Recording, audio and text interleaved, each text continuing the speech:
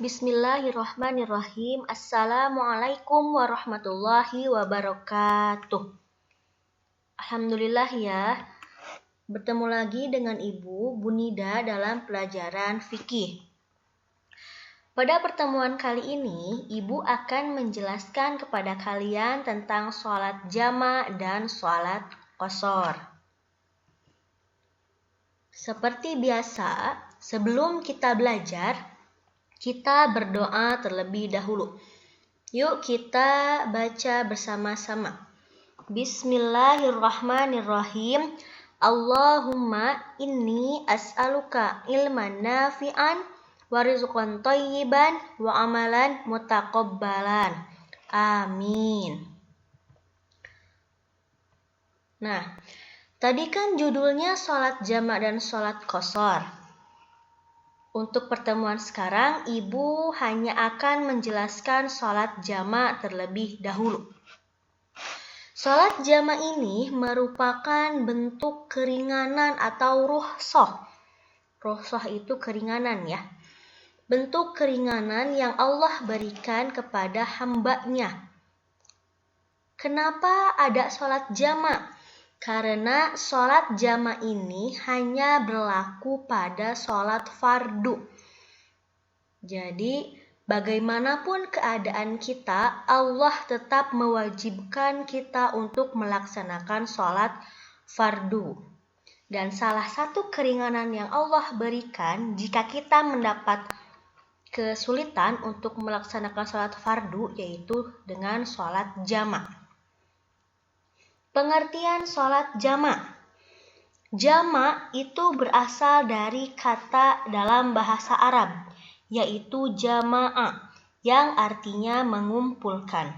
Sedangkan menurut istilah fikih, sholat jamak adalah sholat yang dilakukan dengan cara mengumpulkan dua sholat fardu dalam satu waktu.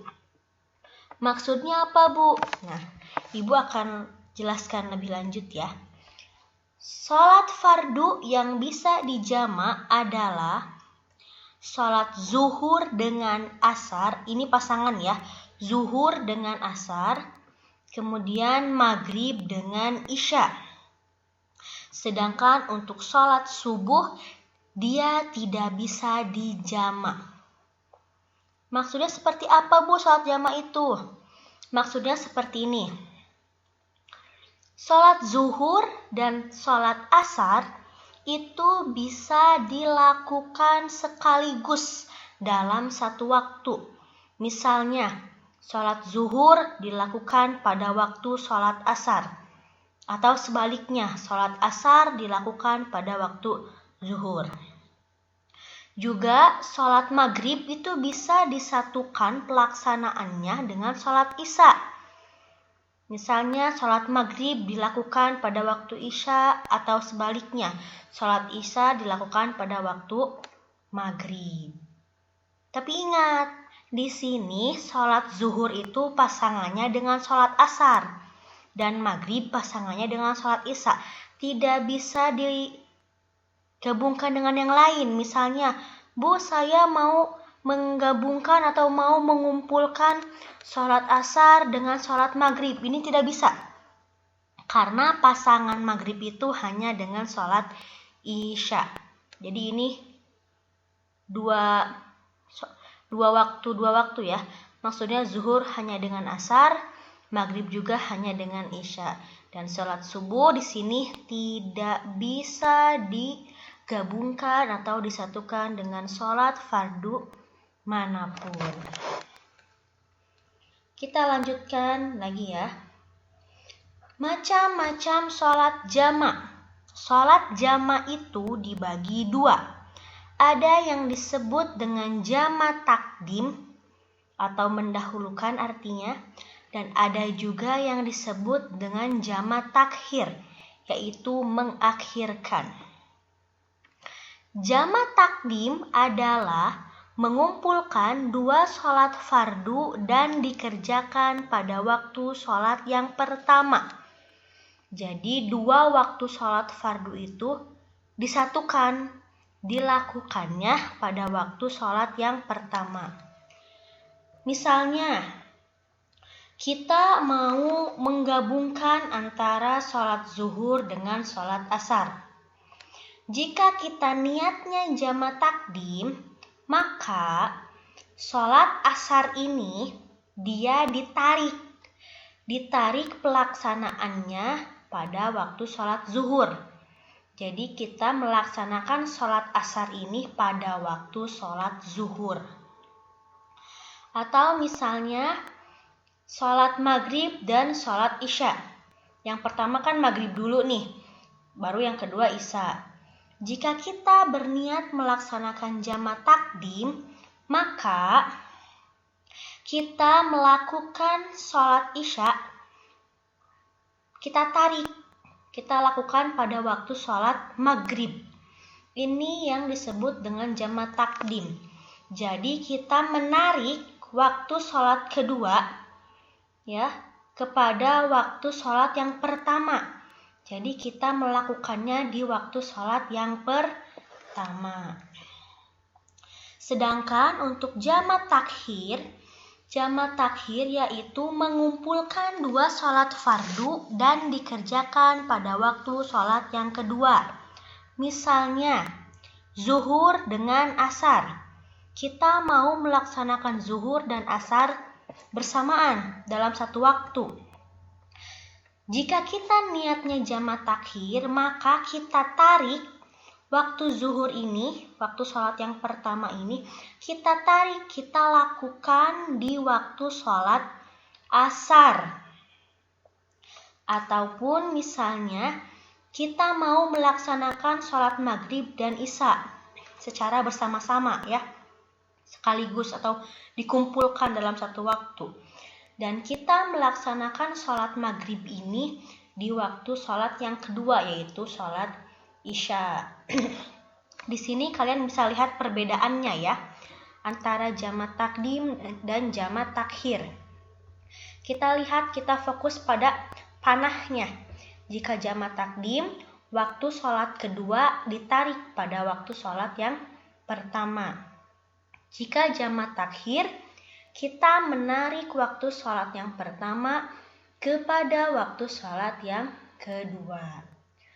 Sholat jamak ini sah dilakukan ya, asalkan memenuhi syarat-syarat yang diperbolehkan oleh syara. Nanti Ibu jelaskan apa saja syarat yang diperbolehkan untuk kita melaksanakan sholat jamak. Nah, sekarang itu syarat-syarat sholat jamak. Yang pertama adalah syarat sholat jamak takdim. Jika kita mau melaksanakan sholat secara jamak takdim, maka syarat yang pertama itu kita harus mendahulukan sholat yang pertama. Misalnya tadi nih, zuhur dengan asar. Kita lakukan dulu sholat zuhur, baru kemudian sholat asar.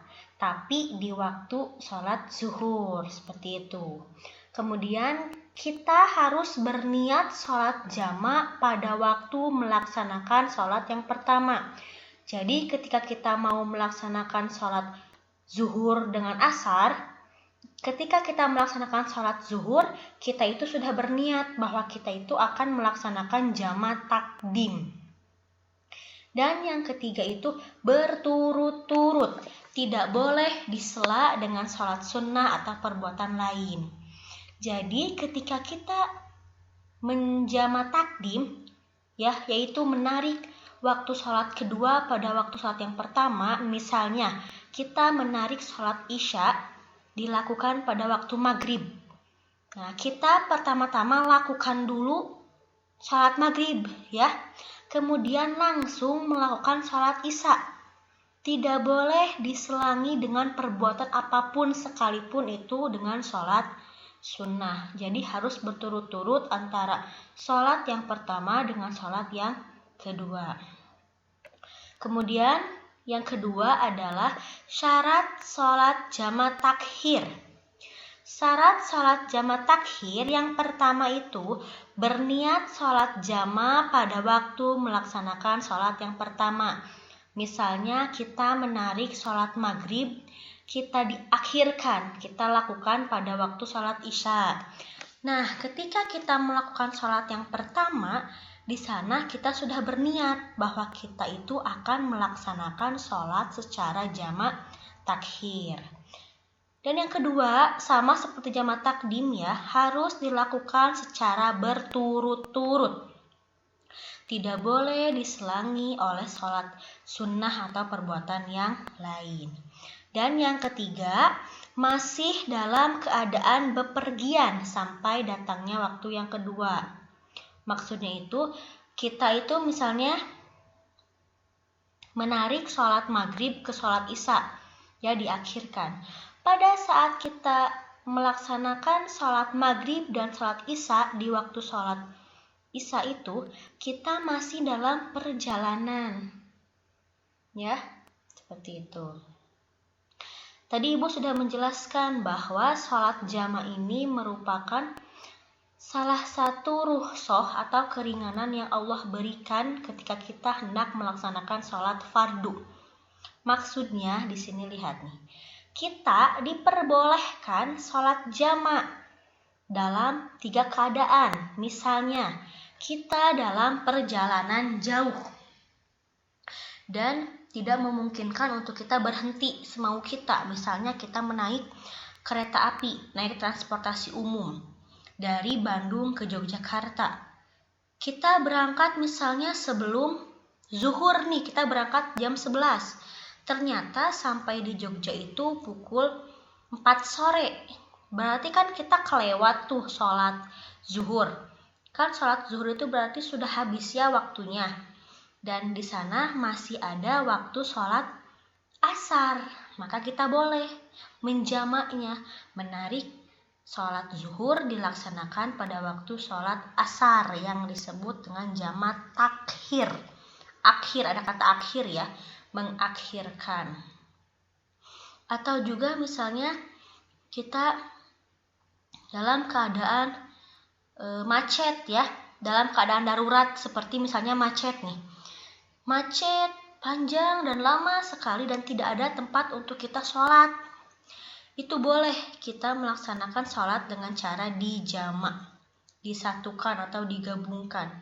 Asalkan ingat, zuhur itu pasangannya dengan asar dan maghrib itu pasangannya dengan isya. Tidak bisa digabungkan antara asar dengan maghrib, itu nggak bisa ya, karena bukan pasangan untuk sholat yang dijamak. Dan yang ketiga, dalam keadaan sakit ya, dalam keadaan sakit yang misalnya kita itu sakitnya parah, nggak bisa setiap waktu kita untuk melaksanakan sholat. Jadi itu boleh Allah kasih keringanan atau rukhsah kepada kita dengan melakukan sholat jama' ya, dengan cara digabungkan. Boleh dengan jamak takdim ya, diawalkan, atau jamak takhir, diakhirkan. Demikian yang bisa Ibu sampaikan. Mudah-mudahan kalian paham ya. Mudah-mudahan kalian paham apa yang Ibu jelaskan, dan mudah-mudahan bisa kalian praktikkan ketika kalian nanti mendapati sebab-sebab sholat jamak ya. Misalnya kalian mendapati sebab-sebab yang diperbolehkannya kalian melakukan sholat jamak. Alhamdulillah, kita tutup dengan bacaan hamdalah bersama-sama. Alhamdulillahirrahmanirrahim beserta doa akhir majlis.